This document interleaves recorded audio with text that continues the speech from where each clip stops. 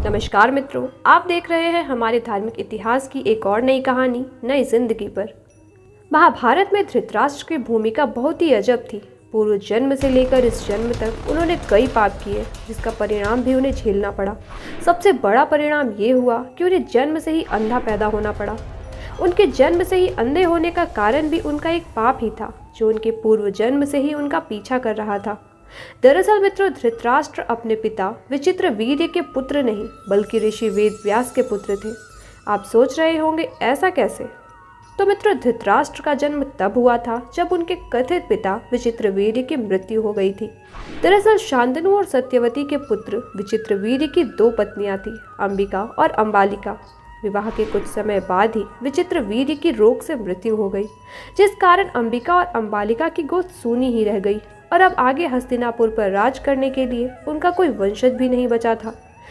तब सत्यवती के कहने पर उनके पुत्र ऋषि वेदव्यास की सहायता से अंबिका और अंबालिका ने पुत्रों को जन्म दिया। जब अंबिका पुत्र प्राप्ति के लिए ऋषि वेदव्यास के सामने गई तो उनके तेज और रूप को वह सहन न कर सकी और उसने आंखें बंद कर ली, जिसके चलते उनका पुत्र धृतराष्ट्र जन्म से ही अंधा पैदा हुआ। धृतराष्ट्र के अंधा पैदा होने का केवल यही कारण नहीं था, बल्कि उनके पूर्व जन्म का एक श्राप भी था। दरअसल पूर्व जन्म में धृतराष्ट्र एक अत्यंत निर्दयी और क्रूर राजा थे। एक दिन जब वे जंगल में भ्रमण करने निकले तो पास के ही सरोवर में उन्होंने दो हंसों के जोड़ों को विचरण करते देखा। धृतराष्ट्र उन खूबसूरत हंसों को देखकर उन पर मोहित हो गए, खासकर उनकी प्यारी आंखों पर।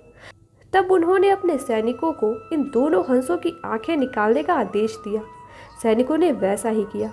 उन्होंने बड़ी ही क्रूरता से अपने तलवार से उनकी आंखों को रौंदकर बाहर निकाल लिया, जिसके बाद हंस की दर्दनाक मृत्यु हो गई और उसके साथ ही उसके बच्चों की भी मौत हो गई।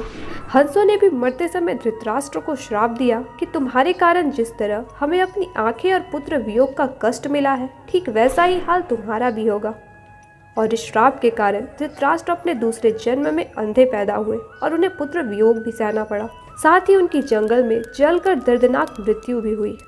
राधे राधे, धन्यवाद।